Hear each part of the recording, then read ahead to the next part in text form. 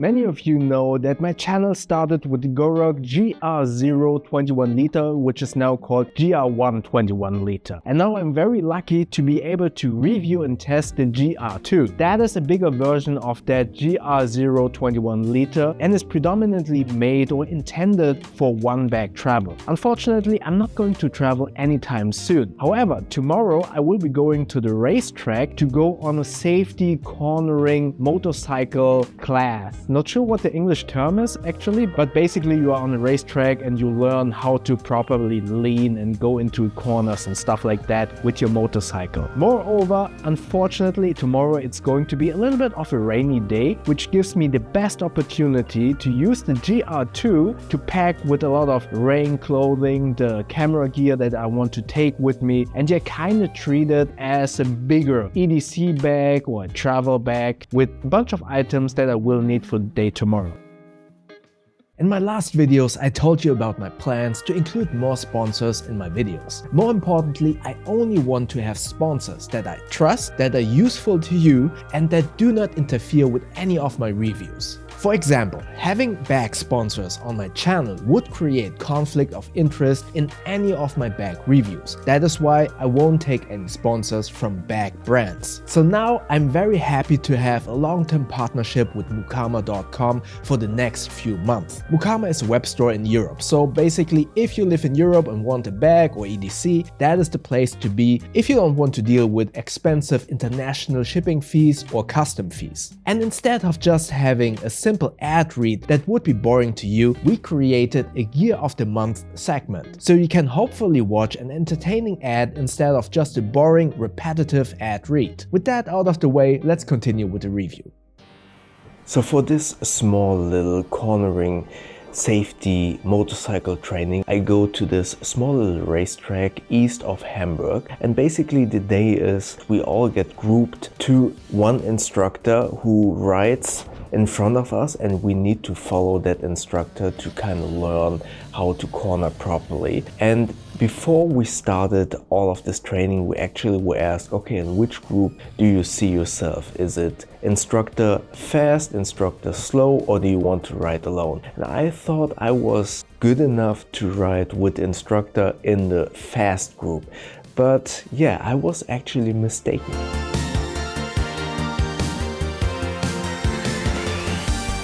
So I finished 2 turns already, and the first turn I was in the group that was way too fast for me, so I switched into the slower group, and now I'm actually able to learn something.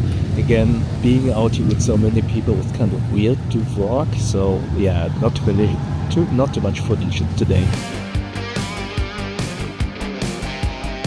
So I basically just got home from this day of the motorcycle riding course, and as I said, I was not allowed to use my GoPro on the racetrack, and therefore I wasn't able to vlog as much as I would have liked to. As a matter of fact, I still struggle a lot to vlog when too many people are around. I do not feel comfortable talking to the camera and kind of be perceived as this influencer. I actually dislike the word a lot. I watch a lot of YouTube and I see so many influencers in many different niches where I kind of cringe a lot when I see what they're doing. So I do not want to be put in the same category as those people. Therefore, I feel very uncomfortable vlogging when people are around me. And in this case, there were, I think it was almost 60 or 70 people on this racetrack, and I felt very uncomfortable. Therefore, I didn't vlog, and I really want to get better at vlogging. I always try to find a place where no one is looking or listening in to whatever I'm doing. And yeah,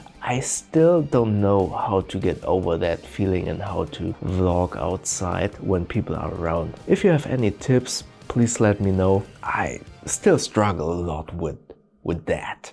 Alright, let's go over a little bit what I packed inside the Goruck GR2 34 liter version. As I mentioned in the introduction, I was a little bit anticipating that it would rain during this motorcycle training, so I packed a couple of items that I needed for that type of weather. Fortunately, it did not rain, so I overpacked a little bit. Let's start with the front compartment, this slanted quick access pocket. Here I brought some cleaning solution for the helmet, the visor, if there are bugs on my helmet or anything like that, together with the microfiber cloth. Then I brought a Heimplanet dry sack for the camera equipment that I have inside the bag. Again, I was anticipating rainy weather, so I wanted to make sure that my gear is safe. So if it would have had rained, I would have put my DJI Pocket 3 and my action camera inside this dry sack. Fortunately, I did not need it. Now, the front admin organizational panel, which I like a lot, that has a lot of these mesh compartments to organize all of your items. On a racetrack, you have to cover up everything that is glass, so all of your lights, all of your mirrors. Therefore, I brought some gaffer's tape. They usually give you some tape, but that leaves a lot of nasty glue residue on all of your motorcycles, so I rather bring my own gaffer's tape. This is high-vis orange. I got this from Amazon, but this isn't that great. It doesn't leave a lot of residues. It is very easy to peel off, but also it doesn't stick that well. In the top pocket, here I packed my Insta360 1R. It is a great action cam. Unfortunately, I was not allowed to use it, and therefore please excuse that there isn't that much vlog footage in this video, unfortunately. Also in this pocket, I kept the DJI Pocket 3, which I'm using at the moment to film. Everything is up here. What I noticed is there is no padding, so I'm not sure if it is the best place to put any fragile camera equipment, because depending on what's in this pocket up here, if something is bumping against those items, they will in air quotes crash against the lens of your action cam. So maybe it wasn't the best place to store my camera equipment, but it fits in there quite well. Speaking of that top pocket, in here I have my extra wallet, which I took out whenever I was on the racetrack and put it in my motorcycle jacket's pocket. By the way, all of the items mentioned in this video, like this extra wallet or the Goruck GR2, are mentioned in the description below. Those are affiliate links. If you consider buying any of these items, you would be awesome if you use one of those affiliate links, because with those you won't pay more, but you will support this channel with a small kickback of that sale. And if you do so, thank you very much for the support. Next, I have some snacks in here, a granola bar. I put those items in the top compartment. In the bottom mesh pocket, I have the SharGeek Storm 2 power bank, because I wasn't sure if there were any power outlets for me to charge my phone and my communication device on my helmet. So I brought this power bank. I like this power bank a lot. It has a capacity of 25,000 milliampere hours. It has two USB-C outlets and one USB-A. I like this power bank a lot. Enough capacity to charge my devices, and it is not too big and not too heavy. But other than that, I did not store anything in this compartment here in the front. Then let's go to the main compartment. By the way, the zippers on Goruck bags, they do need a little bit of wearing in.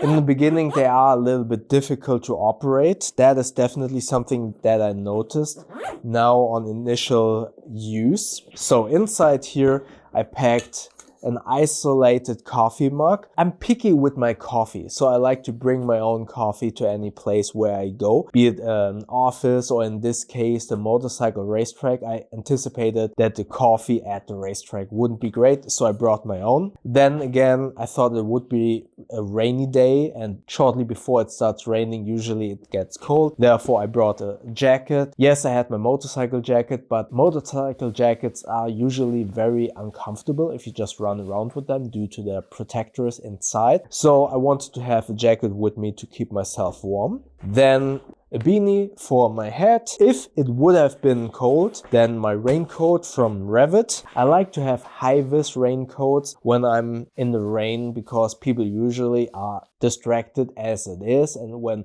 visibility is terrible due to the rain, it is good to have something high-vis on yourself. Then rain pants. Another water bottle, just to be safe. There was water there, but I just like to be prepared if there wouldn't have been any water or anything. Then my Carryology Bellroy pencil case, which is my boo-boo case. And speaking of boo-boo kit, this is a very good transition to the next section of this video. Introducing the Mukama Gear of the month. You all know that I like to pack modular with pouches, especially the ones from Evergoods, but I was always missing a small one that I could utilize as a so-called boo-boo kit. Introducing the Evergoods Civic Access Pouch 0.5. This is the smallest of the Civic Access Pouch lineup, but still it is extremely versatile. Made out of high-quality 420D high-tenacity nylon, designed in a signature 3D patterning and intuitive organization in a new silhouette. Built in a torpedo shape that stays flat on your table with an end-to-end zipper and flexible dividers for many loadouts. And in my case, for band-aids, ibuprofen or other boo-boo related items. Get your Evergoods Civic Access Pouch 0.5 at mukama.com, a European store for all of your bag and EDC needs.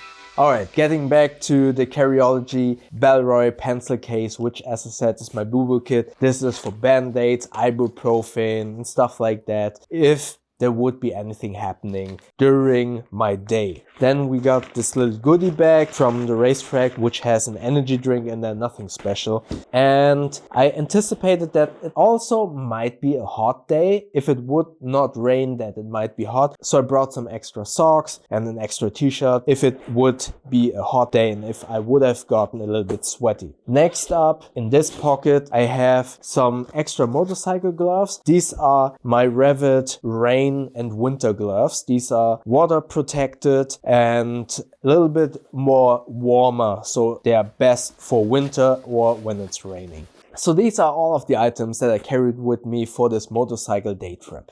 Now, let's talk a little bit about the positives and the negatives of the Goruck GR2 34 liters. And I intentionally want to show you or talk about the negatives while I'm wearing the GR2. You can see how tall I am, superimposed somewhere here, 170 centimeters tall or short, however you want to kind of define my height. I'm below average of the height of many male in, at least in Germany, and I assume in USA especially. And you can see right away the bag is very big on me.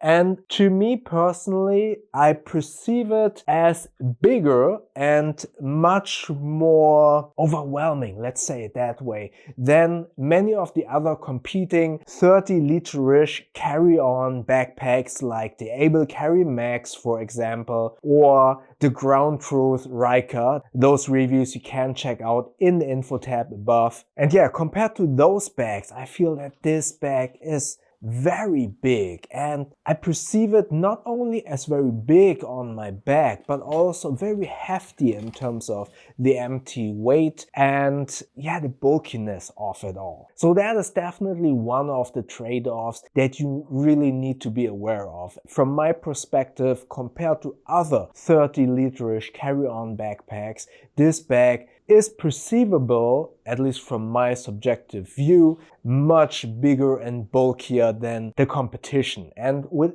carry-on backpacks, I feel that you need to really look at the empty weight of the bag, because there are obviously limitations with many airlines how much you are allowed to bring on board as a carry-on backpack. That is definitely a trade-off. Next off, I have a lot of experience with Goruck bags. The Goruck GR2 21 liter is basically the bag that started it all for me on my YouTube channel. That was the first proper investment in a bag that I reviewed on this channel, and therefore I have a lot of experience with that bag. In the beginning, that bag was not as comfortable as other bags that I have been reviewing over these almost 10 years. But I do know that the shoulder straps, and especially the fabric that the shoulder straps are made of, need to wear in and kind of mold to your frame. Nevertheless, I need to acknowledge that I know a couple of people that mailed me, that contacted me and told me that the Goruck series wasn't as comfortable on the bags as they were hoping. And obviously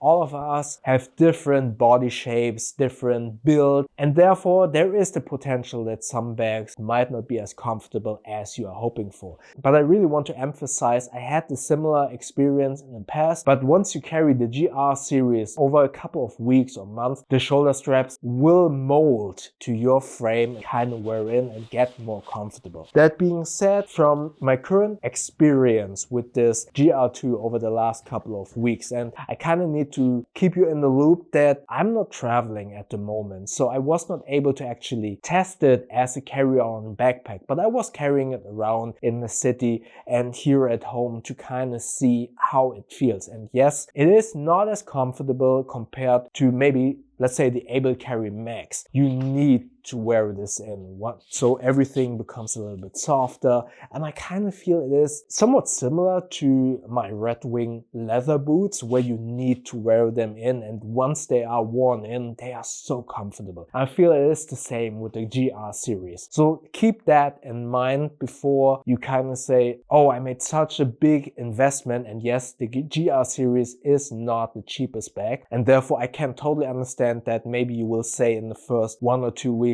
oh, I spent so much money, this is not as comfortable as I was hoping for. Then I can say you need to wear it in a little bit. So keep that in mind. Speaking of wearing in, the zippers, same story. You need to wear them in. In the beginning, they are very stiff, especially around the corners. You kind of have to struggle to get the zipper around those corners. But from my experience with the GR0, once they are broken in, once you maybe lubricate them, I have this special zipper lubrication for all of my motorcycle gear. Once you wear them in and maybe you lubricate them as well, but it's not necessary, it is good to do. Once they wear in, all of the zippers are much smoother to operate, especially around the corners. It also helps to kind of fold or flap the storm flap over the zippers, to fold them a little bit back, and then it is a little bit easier to move the zipper around the corners. But in the beginning you will notice that the zippers are very stiff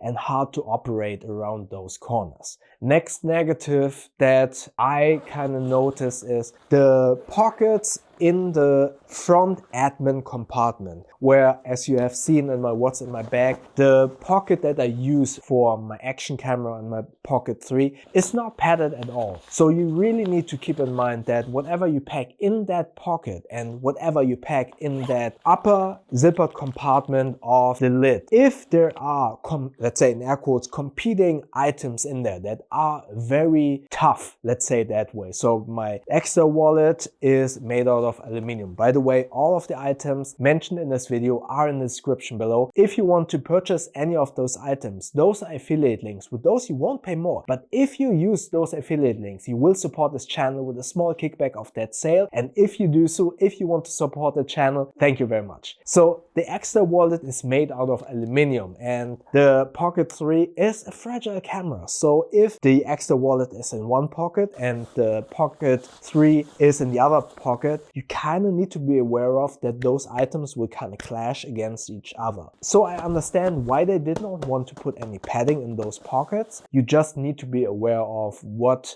you pack where. All of the compartments, the mesh compartments where you can organize all of your items and see what's in them, are great. But the more compartments you have, the more hardware, zippers for instance, and the more fabrics, those mesh fabric you will have, and those will obviously add up and therefore make the bag much more heavier than what you're usually used to. I do like all of the compartments, but I noticed from my personal use, I didn't need all of them necessarily, and I do love all of those compartments, but like I always say, the more compartments you have, the more likely it is that you need to adapt to the packing style of the bag. So it's not necessarily a negative, but just my personal preference that I do love compartments, and I really thought that I would love all of the admin pouches and compartments in this bag to organize all of my stuff. But I did notice that one or two of those compartments I just didn't need. That being said, I really like that with all of those compartments, it helps to distribute all of your items in a vertical arrangement in that admin panel. Alright, it has been a couple of days since I recorded the motorcycling event and the negative section of this video, and I have been using this for a couple of more days, a couple of 2 weeks to further test this and kind of properly tell you my verdict about this bag. There are a couple of things that I forgot to mention in the negative section because I don't really care about this. The bag does not stand up on its own because it has a slanted bottom. I know many of you care about this feature, that bags stand up on their own, but I don't, so I totally forgot about that in the negative section. So please excuse that I forgot about that. And yeah, let's get to the positives and more importantly, my verdict about this bag. I mentioned in the negative section that I do not need all of the compartments inside, and that applies probably only to a couple of people. Therefore, I really want to mention this also as a positive. All of the mesh compartments inside are great to organize all of your small items and utilize all of the vertical space of this bag and really make sure that the bag keeps its shape and not all of the items kind of accumulate at the bottom of the bag and therefore kind of bulk up. And that is why I like that feature, and I think it is also a positive.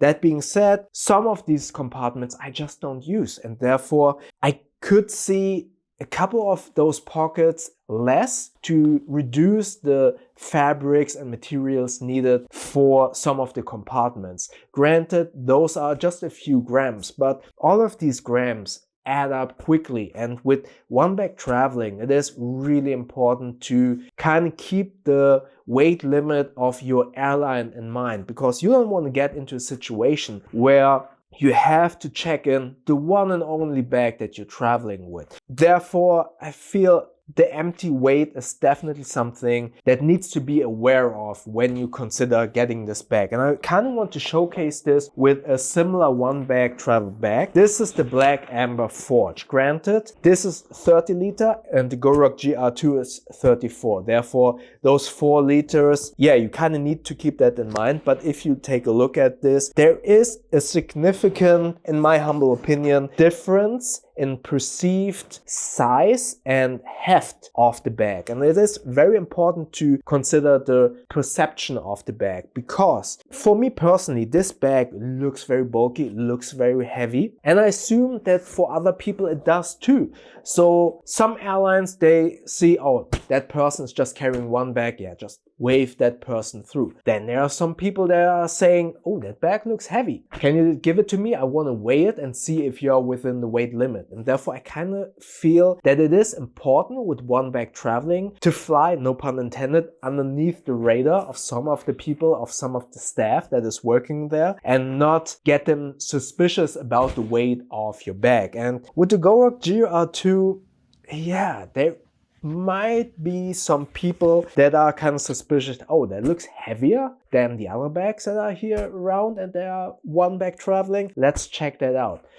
That's just something that you need to keep in mind if you are considering buying this bag. Next up, I think this bag looks amazing. I mean, I bought the GR0 21 liter and this looks basically the same, just smaller. However, the older I get, taste kind of changes, and I do not like the moly on this. I would have preferred the heritage version with its toned down look. Let's call it that way. I mean, I don't mind the moly, but yeah, it gives me this military vibe and I personally don't like it that much. Still, good looking bag. Then the build quality is amazing. I am very confident that this will hold up in lifetime. This is a very expensive bag and therefore an investment, and you want your investment to hold up a lifetime. And I'm very confident that this will hold up very, very long. Moreover, I think this bag is very comfortable despite the size, despite the weight, the heft of it. The shoulder straps, as mentioned in the negative section, they need to kind of mold to your body, mold to your shoulder frame, and therefore get more comfortable over time. Keep that in mind if you get this in the beginning and you kind of think, oh, that's just a little bit uncomfortable. So in summary, great bag, very durable,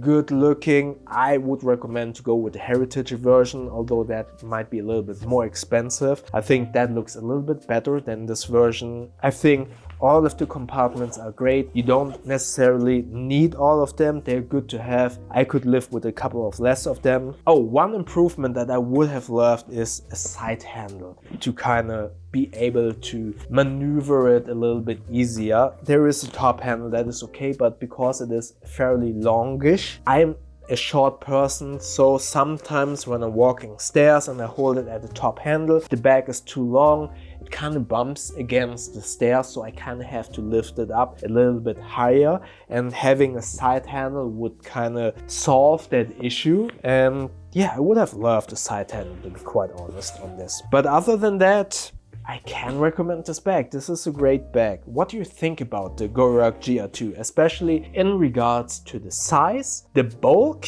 the perceived heft? Do you feel like, oh, this looks too bulky, too hefty, too military or whatnot to travel the world with just this one bag? What's your opinion on that? Let me know in the comment section below. And don't forget, if you want to buy this bag, check out the affiliate links below. With those you won't pay more, but you will support this channel with a small kickback of that sale. And if you do so to support this channel, thank you very much. And of course, if you have any questions about the Goruck GR2 34 liters or motorcycling or any of the other items in this video, let me know in the comment section below. And if you enjoyed this video, click the like button. And please feel free to subscribe to this channel and click a little bell icon so you won't miss the next videos. Also check out my Instagram, second channel and podcast at You Know The Boat. Stay safe and healthy everyone, and I'll see you in the next videos. Thank you very much.